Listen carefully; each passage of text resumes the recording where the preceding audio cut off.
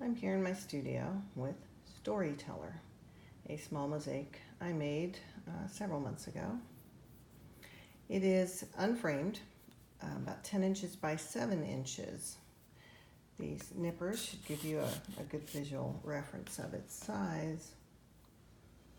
This mosaic was inspired by, in particular, this stone specimen, and then a couple of others joined in. These are three pieces of a bundle of stones that a fellow mosaic artist sent me, a very kind, generous mosaic artist who lives in a marvelous part of the world, close to coastline, cliffs, mountains, countryside, rolling hills, just a beautiful, beautiful area, and lots of amazing stones that he finds when he is out and about in his beautiful, beautiful corner of the world. And he sent me a bundle of stones, and these are 3 of them. This might look a little familiar. I've been talking about this in some other videos, but these stones too. Look at that. Look at that sparkly, crystally stone. And this one, they all have some sparkle. It's a little hard to capture in pictures, but anyway, that one in particular. So these were also part of that, and I've been enjoying working with these. So this is the main inspiration here. He's the big storyteller, and he's got lots of stories to tell. All these markings kind of look like a map or kind of an aerial photo of an area, and so I've used his natural markings, characteristics to help tell a story. This white lines on this dark brown, very striking. This stone, very similar, and was just the perfect element to help tell this story. This is a shell. I say it's a petrified shell. It's more like a little stone. Let me zoom in. It's very, very smooth. It could be some kind of animal, like those ammonite fossils, but I'm guessing it's a shell. Very old, very worn, and petrified. So I've used these 3. These 3 have told their story. I didn't know where I was going with this when I started. That's something I just love about this piece. As I was making it, I really didn't like it. I didn't like all these lines. It just seemed too busy. I didn't have a solid idea ahead of time, but I went with it, and it ended up telling a story, and just that process was really exciting for me. To start one place and end up somewhere unexpected is a nice thing, even in mosaics. So obviously you can see how these natural, they go together in a beautiful way. This here was really meant kind of to echo this, but also thinking of journeys and maps. I kind of wanted to do something kind of sketchy, like a just barely visible ancient kind of map. I cut the pieces as small and kind of sketchy as possible. I didn't want it to be terribly strong. It's about a 2 or a 4 gold on the Orsoni chart, which is a very pale yellow gold.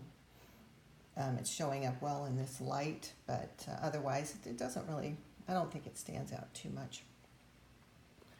Let's see, I've been kind of obsessed with ornamento this year, and this ornamento was something I wanted to focus on in this classical, refined cutting and laying style. That's just something I seem to be focusing on this year, and I wanted to do that with this little piece.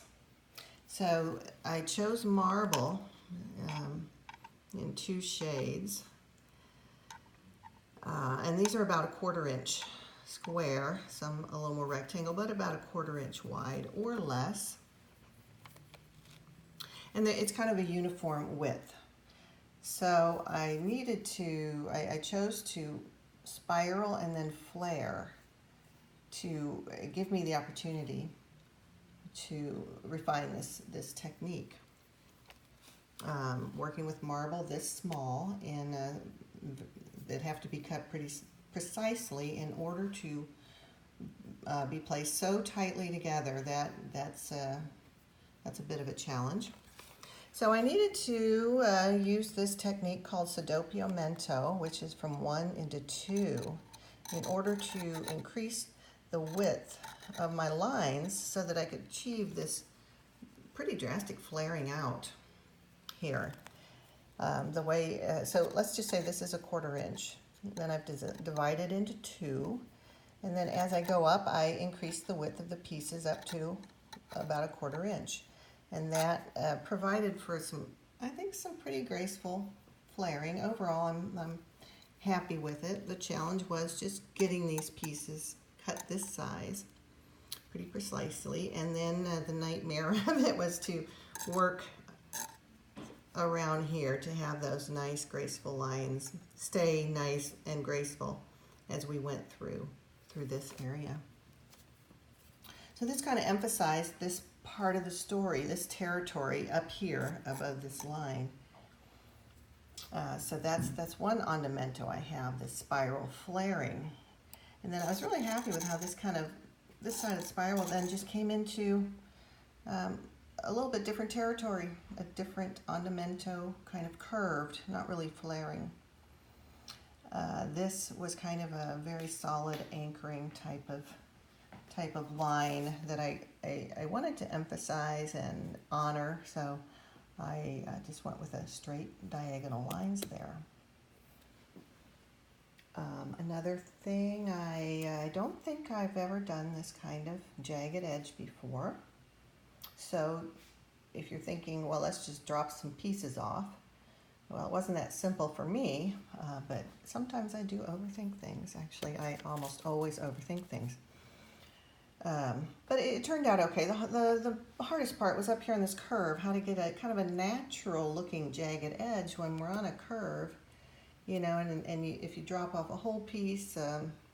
Anyway, I went to a couple of kind of half pieces almost to make it look more natural, in my attempt to make it look more natural.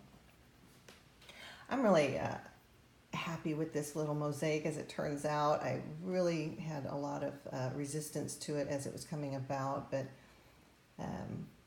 it turned out to be kind of meaningful to me. These stones I'm a little sentimental about. They came across the world to me.